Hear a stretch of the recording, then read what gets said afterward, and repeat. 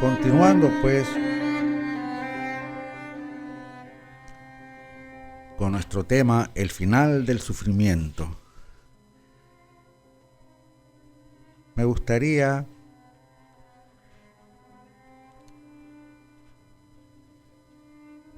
ahondar un poco más en la utilidad del sufrimiento. Ya te di dos utilidades, ¿cierto? La primera es que el sufrimiento te ayuda a despertar.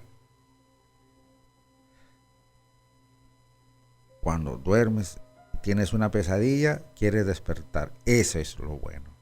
Y lo otro es que el sufrimiento consciente es un fijador a través del cual vas a llevar de una vida a otra el recuerdo de todo aquello que viviste de manera consciente. Porque si no vives de manera consciente, de nada está que sufras. ¿Por qué? Porque no queda nada. Es decir, si no filmas una película, ¿cómo la vas a fijar? Pues tienes que filmar la película, tomar la foto para fijarla. Pero si vives mecánicamente, inconscientemente, sin darte cuenta, es decir, la conciencia eres tú, tu presencia. Vivir mecánicamente es vivir desde tu mente. Por ejemplo, en este instante, mínimamente te das cuenta de tu cuerpo, te das cuenta de tu columna, te das cuenta de tus manos, ¿sí? Te das cuenta de la expresión de tu rostro, te das cuenta que tú eres el que te das cuenta, te das cuenta de tu mente, de tus pensamientos, te das cuenta de tu sentir, de tus emociones. Bueno, sigue haciendo lo que estás haciendo, pero date cuenta. Hay otra persona, otro maestro, diría yo, contemporáneo, que también ahonda en el tema del sufrimiento. Claro que el que ha agotado, entre comillas, agotado, digo, los temas y ha tenido una visión absolutamente profunda a través de sus más de 650 libros es Bhagwan Sri Ragnesh, Osho, ¿no? El amado Osho. Hay otros trabajos, otras visiones, otros aportes, otras flautas que resuenan por ahí. Una de ellas es Eckhart Tolle, ¿no? Él tiene una visión interesante también acerca de lo que es el sufrimiento. ¿No? Me voy a permitir hacer una interpretación de las muchas cosas que él ha escrito sobre el tema y dar mi visión particular con el único objetivo de ayudarte a liberarte del sufrimiento tuyo. Ya no sufras más.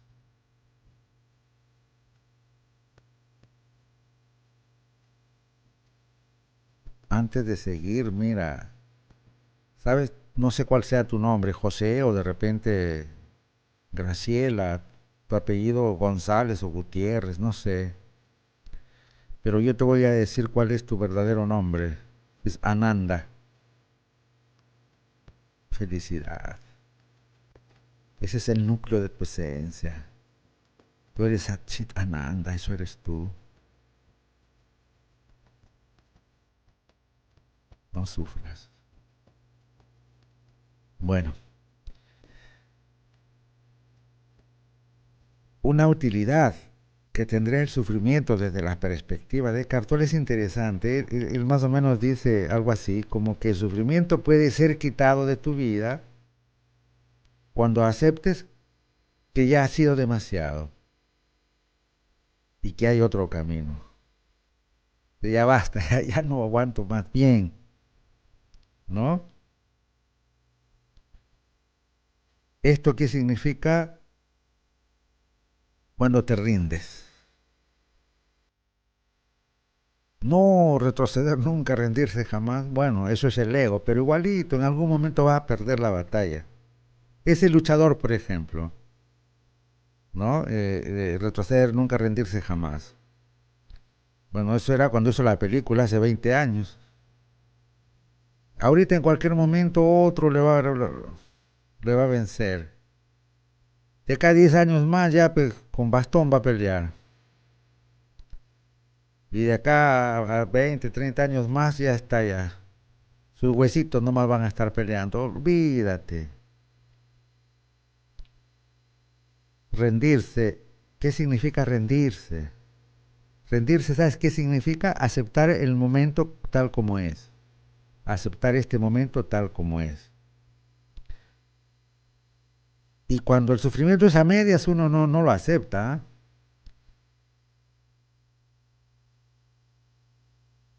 Descartes dice, no serás capaz de rendirte a menos que estés sufriendo mucho y ya hayas tenido suficiente, ya hayas tenido suficiente. Y en determinado momento reconoces que todo ese sufrimiento es autoinfligido, te lo haces tú. Y es creado por no querer aceptar las cosas como son. Es creado cuando interpretas las cosas a tu manera, de lo que ella es. Es curioso, yo he estado viendo películas, por ejemplo, y pongo especial interés, ya sea basadas en la vida real o no, de las personas que son sentenciadas a muerte. Cuando a una persona le dicen en el tribunal, por ejemplo, ha sido condenado a muerte, vieras el sufrimiento que se refleja en su rostro, en esa intensidad de sufrimiento terrible, es decir, el ego, identificado con el cuerpo que quiere vivir, sufre. Y está 1, 2, 3 años mientras en los pabellones de la muerte esperando. Llega el momento y la gran mayoría de personas que están caminando hacia el pabellón de la muerte,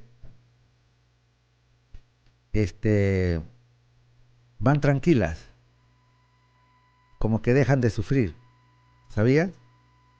Y es que ya aceptaron, se rindieron, ya no hay más que hacer, se acabó. Y en ese momento el ego cae, con la aceptación el ego cae y se hace cargo de él algo más profundo, esa inteligencia superior que somos, que subyace, que es el yo. Y eso no tiene miedo a la muerte, pues. ¿Mm? El sufrimiento proviene de los pensamientos.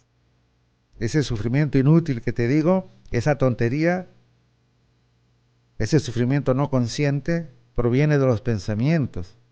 Proviene de la manera en que interpretas las cosas. No proviene de la situación en sí misma. El ser humano crea el sufrimiento y la mente crea el sufrimiento y la mente sufre. Lo crea y lo sufre a la vez. Pero llega el momento en que el sufrimiento es tan intenso que dices ya basta, ya no necesito más, basta ya, y quieres salir. Y eso sucede, imagínate, alguien se cae en una piscina y se está hundiendo, hundiendo, hundiendo. Cuando está a media piscina hundiéndose, sufre y sufre y no puede salir. Pero cuando ya llega al último, es decir, toca piso, se hundió hasta el último, puede utilizar el piso como impulso para salir a flote y respirar. ¿Comprendes? La metáfora es sencilla. Te caes en una piscina y te empiezas a ahogar.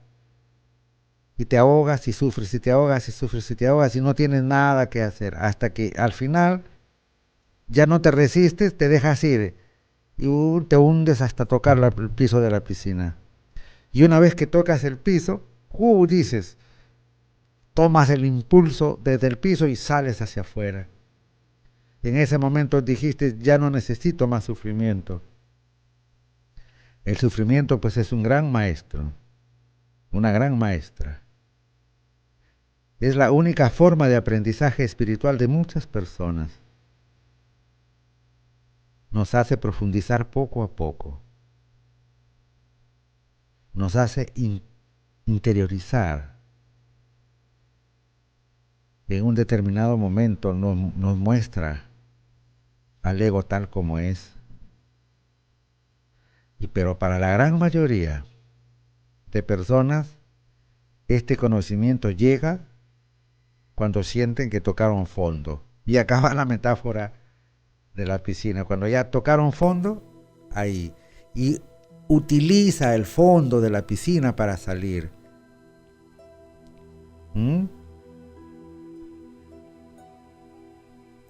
Lo que hacen las personas, lo que hacen comúnmente, lo que haces comúnmente, es alimentar el sufrimiento. Pero llega el momento, insisto, en que dices, ya no más, basta, ya no. Y en ese momento sales. Te decía que la mayoría de las personas que se acercan llegan al estado límite de sufrimiento, ¿no?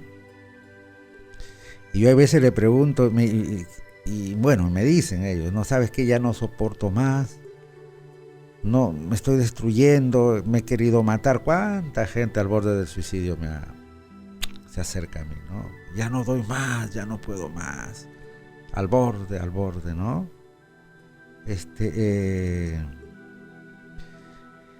Y me dicen, ¿qué puedo hacer? ¿No? Y uno ve y comprende que en la gran mayoría de los casos el sufrimiento ha sido originado en su mente. A algunos les digo, por favor, deja de pensar. ¿Cómo?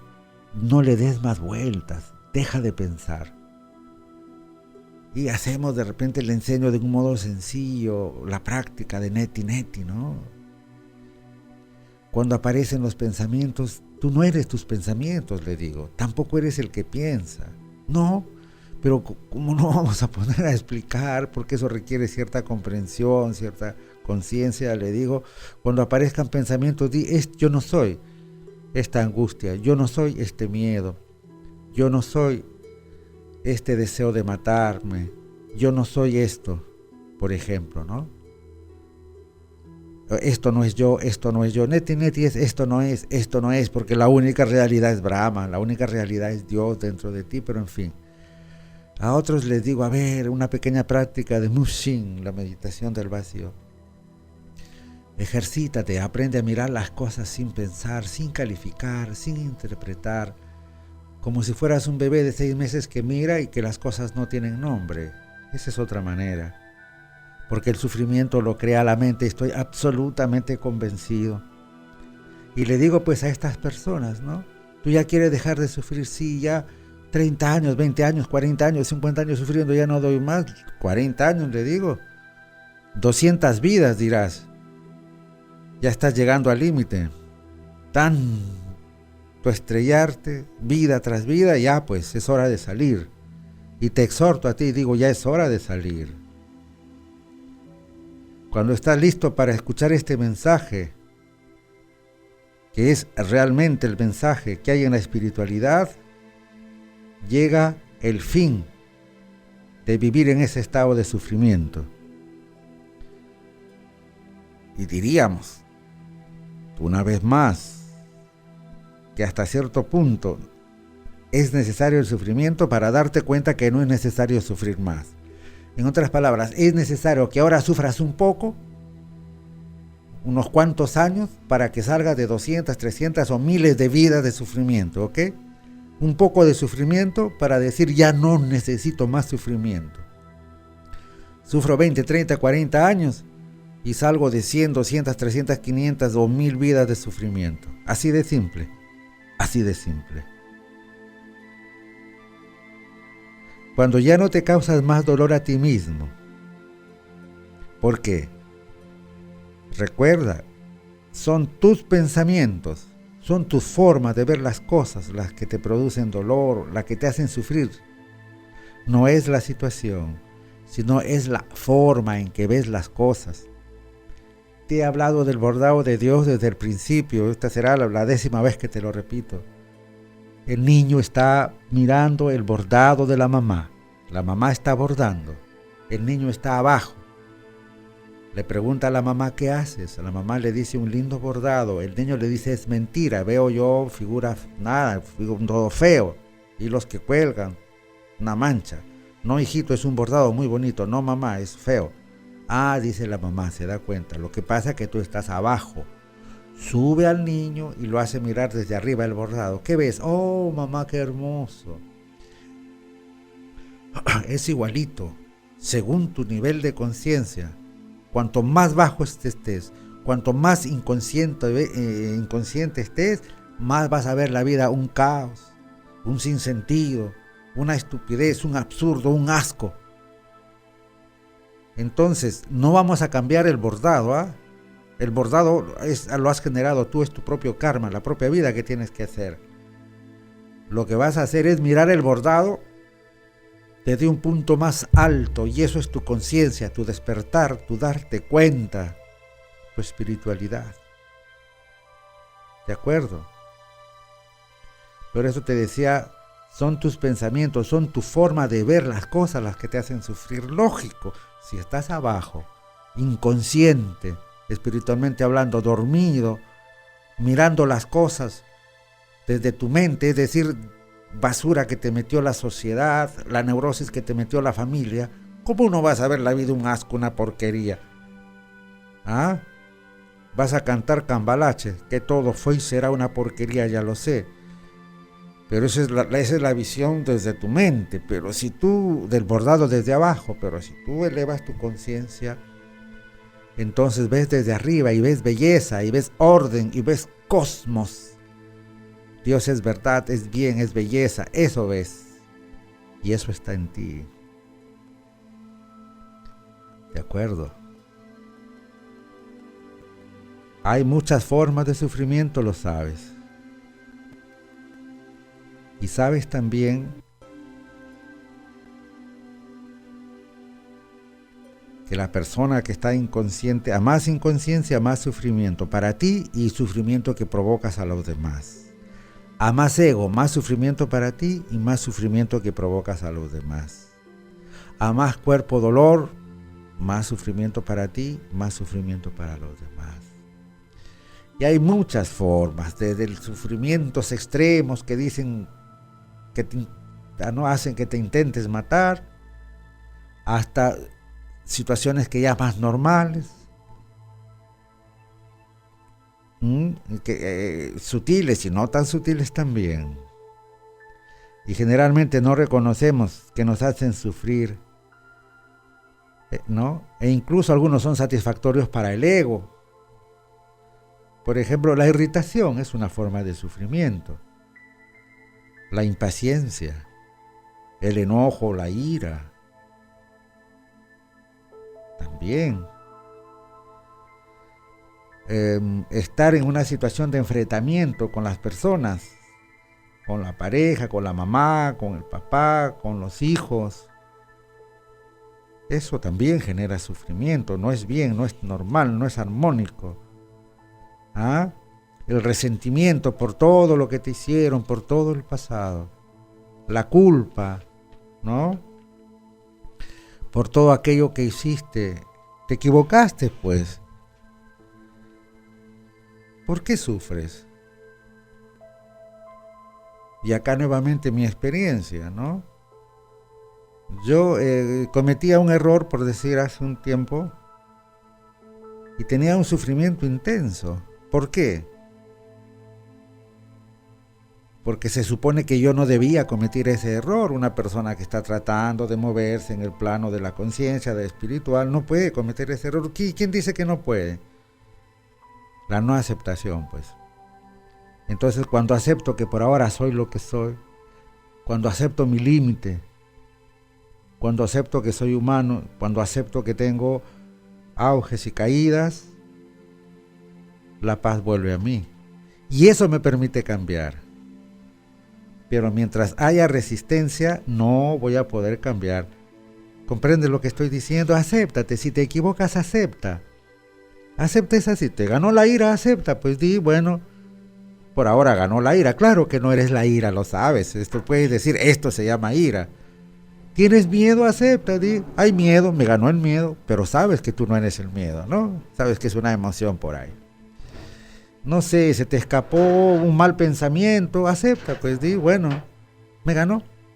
Y si se te escapó una tristeza o 2 o 10 y lloraste, de repente acepta, pues todavía te deja dominar por eso que no eres tú, pero acepta, sí, esa es mi situación, todavía mi mente está fuerte, todavía mi ego está fuerte, todavía mi cuerpo dolor está fuerte, o menos fuerte, pero acepta. Y te dije, el ego no acepta la aceptación, ni de broma, el ego no quiere nada con la aceptación. Entonces cuando tú aceptas que no puedes, te equilibras. Entonces acepta una situación.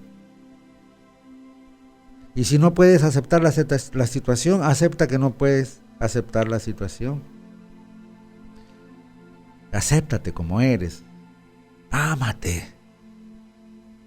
Por favor, ámate. Acéptate. Esta es la clave del cambio. Y de estas formas de sufrimiento que te decía, tú puedes aprender y reconocer, ¿no? La irritación, la culpa, la queja, la angustia, el enojo, la impaciencia. Y cuando aparezcan, puedes aparecer tú, aparecer tu conciencia, aparecer tu presencia y decir, por ejemplo, en este momento te das cuenta, estoy creando sufrimiento para mí. Y estoy creando sufrimiento para los demás. En este momento estoy viendo el bordado desde abajo.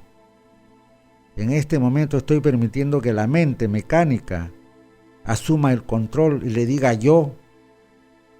Ya te dije, Neti, esto no es yo no soy el miedo, no soy la culpa, no soy la codicia, no soy el odio, no soy el resentimiento, no soy la lujuria, no soy eso. Lo adquirí, está ahí, pero si yo me resisto, si yo lucho, lo hago más fuerte.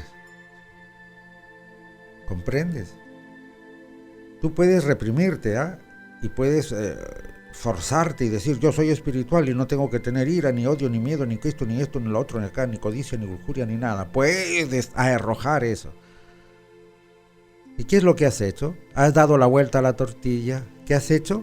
Lo has lanzado al fondo, al inconsciente. Es decir, por fuera eres bueno, pero tu inconsciente está lleno de maldad. Por usar ese lenguaje así medio maniqueo, ¿no? Y puedes vivir toda tu vida bueno, haciendo actos buenos, pero tu inconsciente está lleno de la maldad que has reprimido, entre comillas, ¿no? Del odio, los celos, la angustia, la codicia y todas las vainas. Y te puedes morir, hasta te pueden hacer santo, pero tu inconsciente estuvo lleno de putrefacción, de todo lo que reprimiste. Y en otra vida vas a venir bien maceradito ya, bien avanzadito en toda esta. Así es que en vez de reprimir y volverte bueno a la fuerza, sé consciente, despierta, despertar. Entonces cuando te das cuenta de la negatividad, de que estás creando sufrimiento para ti o sufrimiento para los demás, ya empiezas a despertar. Y es que cuando tienes el hábito de crear sufrimiento para ti, de hecho, vas a hacer sufrir a los demás. Y estos patrones inconscientes, mentales, ¿no? tienden a llegar a su fin. ¿Sabes cuándo? Por el simple hecho de hacerlos conscientes. Dándote cuenta de ellos a medida que ocurren. Imposible. No. Manan. No puedes ser consciente y crearte sufrimiento a ti mismo. No puedes ser consciente y crearte sufrimiento a ti mismo. Imposible. Alguien me dice, sí, pero y el dolor, porque usted ha hablado, me dirá, del sufrimiento estúpido creado por la mente y del sufrimiento dolor que la vida trae. ¿De acuerdo? ¿Qué sucede? Por decir, yo entro al silencio, entro a la meditación, empiezo a sentir la dicha y la bienaventuranza del vacío. Entonces, igual envejezco, sí, pero hay un detalle. Tengo clara conciencia que no soy mi cuerpo. Tengo un cuerpo, lo cuido, lo amo, lo acaricio. Y decía bromeando, en fin, tengo un cuerpo, pero no soy mi cuerpo. Así que cuando el cuerpo va envejeciendo,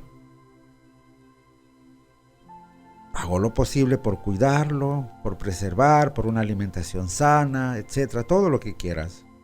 Pero no soy mi cuerpo. Cuando hay que dejarlo, lo dejo. Yo nunca he dejado una ropa vieja sufriendo. Bueno, cuando no sabía, sí, ¿no? Me desprendía de un abrigo así que me regaló una tía bien fino de alpaca. Cuando ya estaba viejito, sufría por dejarlo. Lo dejé y no pasó nada, ¿no? Es igualito cuando tú empiezas a ser espiritual de verdad, a ser lo que eres, tu yo. Te dejas esta ropa vieja, perdón, dejas el cuerpo, pues. ¿Ves? Igualito cuando envejece, igualito cuando muere, igualito. Entonces hay un cambio ahí. No es que no envejezcas, sí vas a envejecer. No es que mueras, sí vas a morir, todos nos vamos a morir. Esa es la trampa de la muerte, ¿no? Cuando vas a un entierro o a un velorio, ay, pobrecito, se ha muerto, qué sé yo, ¿no? Todo lo que quieras. Y tú crees que nunca vas a ir. Esa persona a la que están velando también pensaba así, también fue a muchos velorios y pensó que nunca se iba a ir. Ojo, la muerte está cerquita, está ahí, está a un brazo de distancia, al lado izquierdo. Su toque te dice nos vamos y nos fuimos. Pero no para asustarte, sino para vivir más plenamente.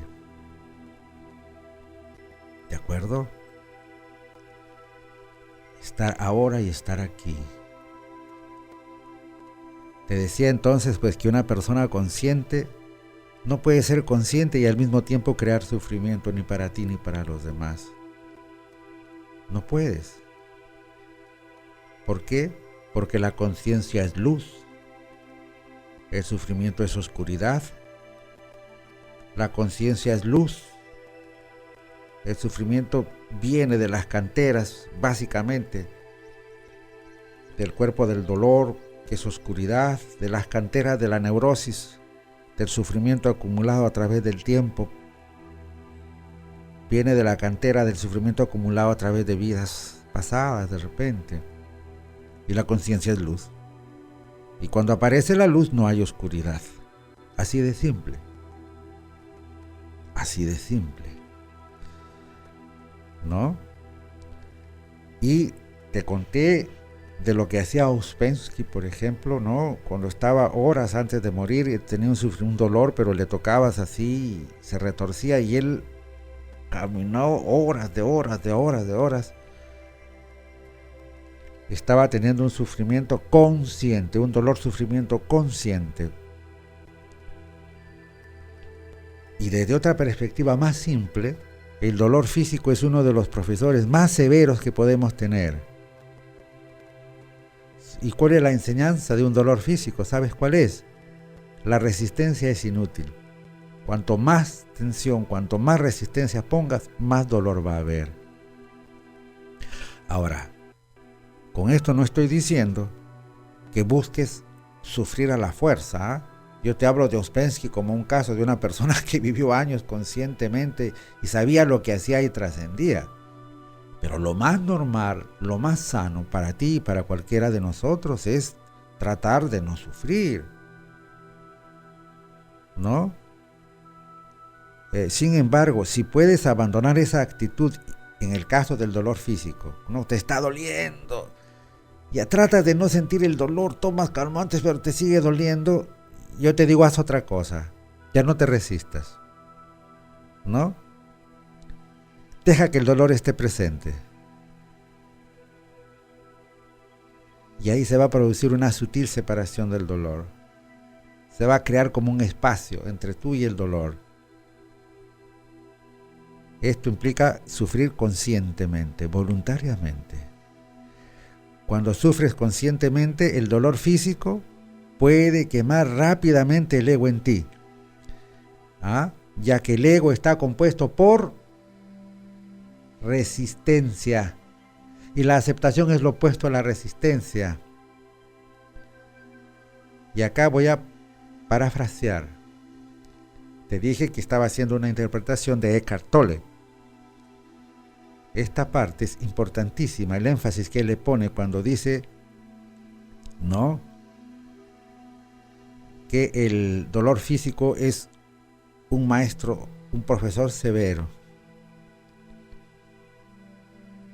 Y cuando sufres conscientemente, el dolor físico puede quemar rápidamente el ego en ti, ya que el ego está compuesto en gran medida de resistencia. Lo mismo va para una incapacidad física extrema. Cuando aceptas plenamente, extingues el ego, extingues el karma. ¿De acuerdo? Ahora más bien hablamos en un determinado momento, bueno, cuando estábamos hablando del enunciado, decía, no, deduca el sufrimiento. Cuando el Buda se iluminó, dijo, todo es sufrimiento, todo en esta vida es sufrimiento. La causa del sufrimiento es el apego, ¿no? El fin del sufrimiento viene con el fin del apego, en síntesis, ¿no? Y la forma de salir del sufrimiento es el nirvana, a través del noble óctuple sendero. Entonces, hablemos algo del nirvana, pues. ¿Qué es el nirvana, no? Escuchamos hablar de nirvana. El nirvana es un estado meditativo en el cual se produce una situación de vacío, una situación de vacío completo, a través del cese del sufrimiento o a través del fin del sufrimiento, ¿no? El término nirvana es usado tanto por el budismo como por el hinduismo, y a través de él se habla de un estado de meditación, ¿no?, que conduce a la iluminación. Digamos, nirvana es iluminación. Porque mucha gente me pregunta, ¿no?, ¿qué es el nirvana? No es muy un término muy usado dentro de nuestra cultura, ¿no? Osho le llaman nirvana la última pesadilla, para variar.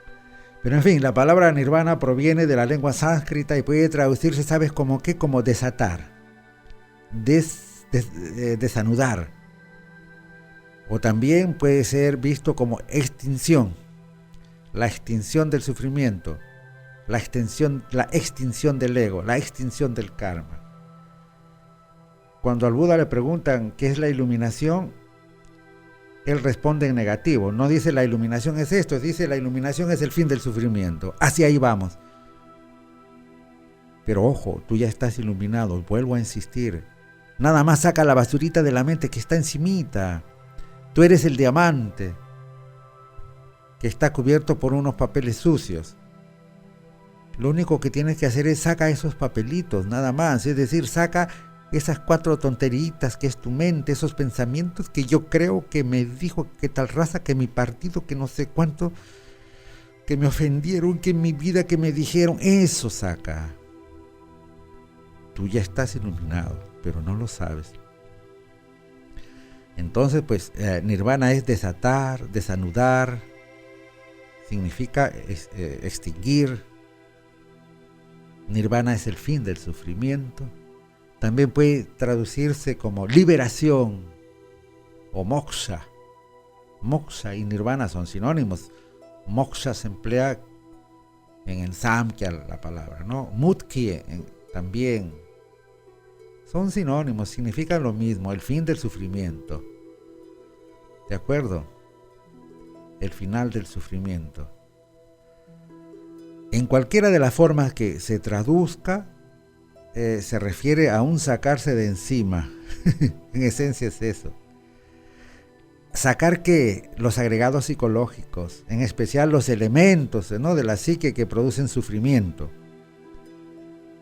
Para esto tenemos que entender un poco el concepto, ¿no?, de que el sufrimiento es causado por el apego, por los deseos. Y por ahí va el camino, la liberación de los apegos, de los deseos.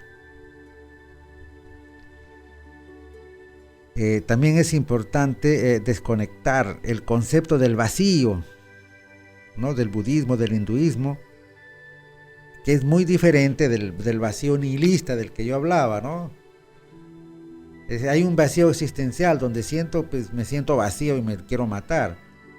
Y el concepto de vacío, de sunyata, que se habla en el hinduismo, en el budismo, es entendido un vacío como la plenitud de la totalidad, digamos, ¿no? La totalidad del ser. Ese vacío espiritual. Ese vacío espiritual es un encuentro con la naturaleza de la conciencia en ausencia del ego. A eso le podemos llamar vacío espiritual. El encuentro con tu conciencia, con la naturaleza de tu conciencia en ausencia del ego. El ego que todo lo piensa, que todo lo juzga, que todo lo critica, que todo lo sabe.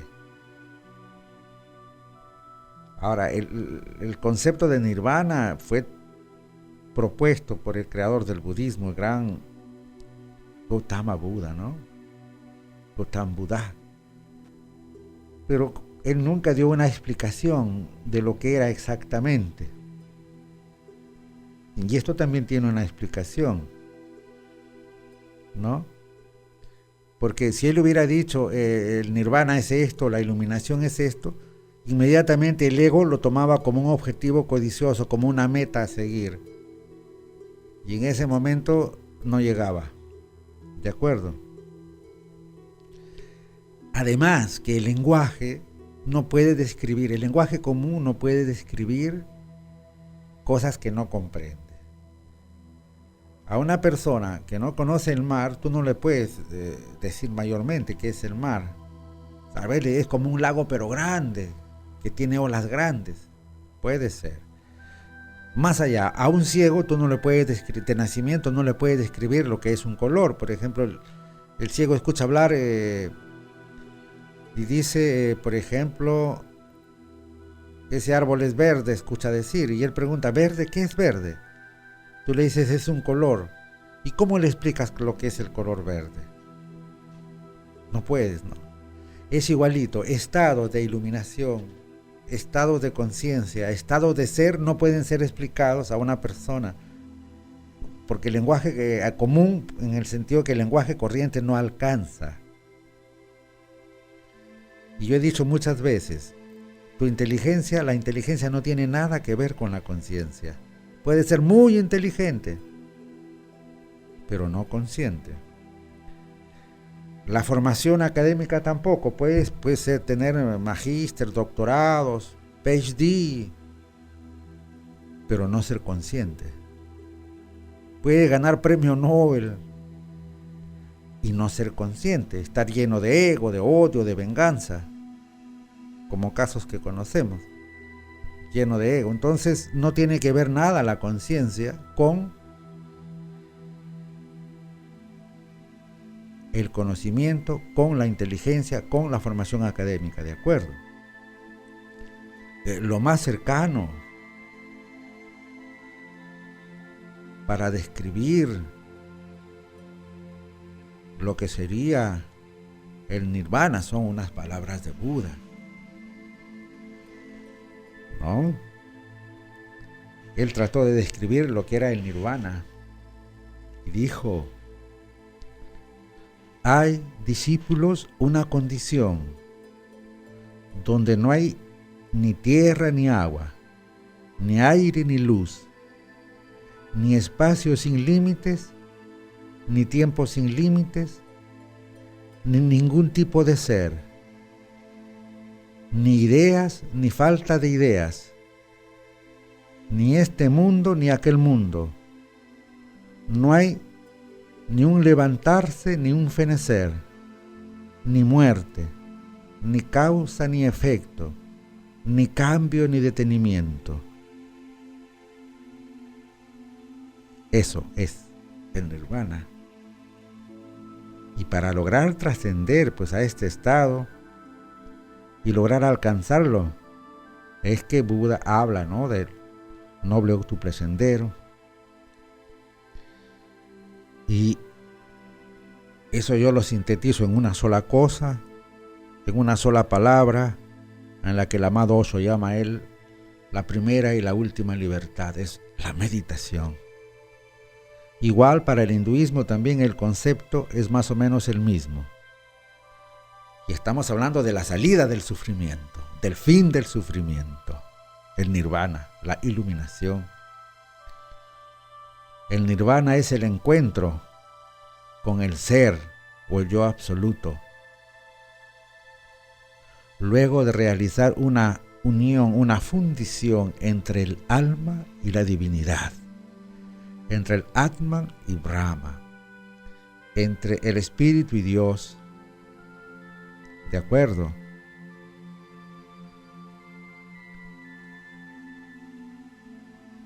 Entre el alma y la divinidad,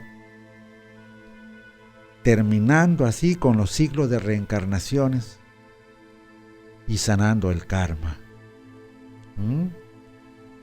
Y al igual que el concepto budista de nirvana, para el hinduismo no es explicable el término. Igual solamente es transmitido pues a nivel de experiencia, diríamos.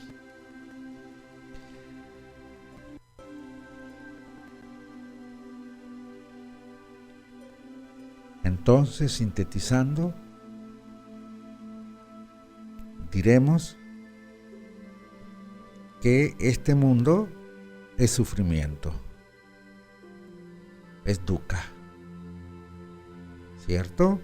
Nacimiento, vejez, enfermedad, muerte, unión con lo desagradable, separación de lo agradable, no realizar nuestros deseos, causa sufrimiento. Primera verdad. La causa del sufrimiento es la avidez de vida individual, la separatividad o el apego. El fin del sufrimiento va con el fin del apego. Hasta ahí estamos, ¿cierto? Ahora, el sufrimiento, hay dos tipos de sufrimiento. El sufrimiento útil, que es el que te hace despertar. El sufrimiento útil, y hay otro sufrimiento útil, que es el sufrimiento consciente, que es el que te permite eliminar el ego, trascender el dolor y fijar la conciencia para llevarla a través de la muerte y nacer sabiendo lo que, teniendo ya conocimiento de muchas cosas y evitando por lo tanto muchos errores y potenciando por lo tanto muchos talentos y cosas que tendríamos, pero a condición de vivir consciente. Es decir, vives conscientemente y a través de la muerte llevas el recuerdo. Pero el recuerdo se borra, por muy consciente que haya sido, si no lo fijas. Y el sufrimiento es un fijador. Eso dijimos. Sufrimiento es útil porque te despierta. El sufrimiento es útil porque te lleva al límite y te hace pues desprenderte del ego y salir del sufrimiento. La clave es la iluminación. Y al mismo tiempo te dije, y te repito por tercera vez esta mañana, tú ya estás iluminado, pero no lo sabes. Lo que tienes que hacer es comprender tu naturaleza esencial, tu yo verdadero, tu yo esencial, tu yo soy el que soy, el que yo soy. Eso eres tú. Tú eres Satchitananda, eres y ha estado eso siempre dentro de ti.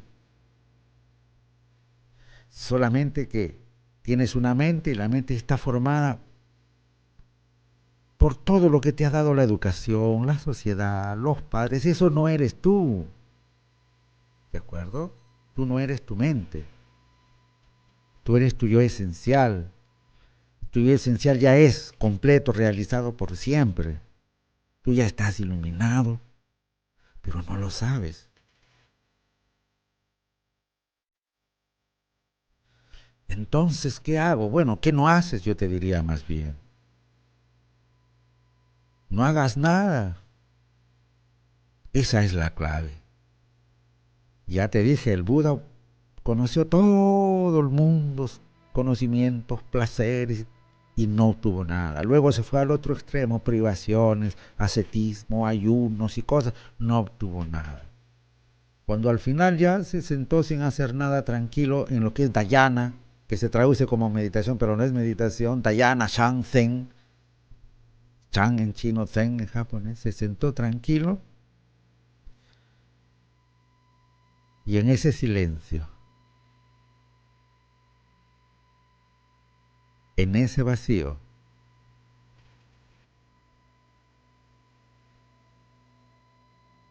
se llenó de esa luz, de esa claridad, de esa iluminación.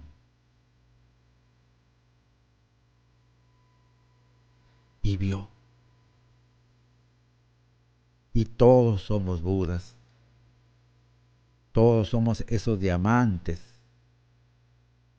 que por ahora están cubiertos. Como te digo, hazte de día que tienes un diamante hermoso y le pones grande y pones unos papelitos sucios encima. ¿Qué es lo que hay que hacer para ser diamante? Diría alguien. Tú dirías nada.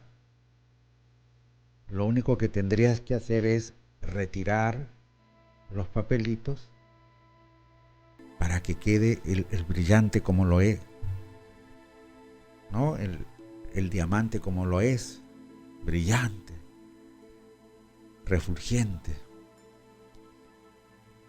No hay nada exactamente que hacer. Te estoy diciendo, aprende a sentarte quieto, sin querer nada. No busques la paz, no busques la iluminación, no busques ser, no busques no ser. Siéntate tranquilo, como un bebé que se sienta a jugar, así. Siéntate tranquilo, solamente por el hecho de sentarte. Y entonces, en ese silencio descubrirás que tú eres, has sido y serás siempre un ser despierto, iluminado, libre de sufrimiento. Medita. Namaskar.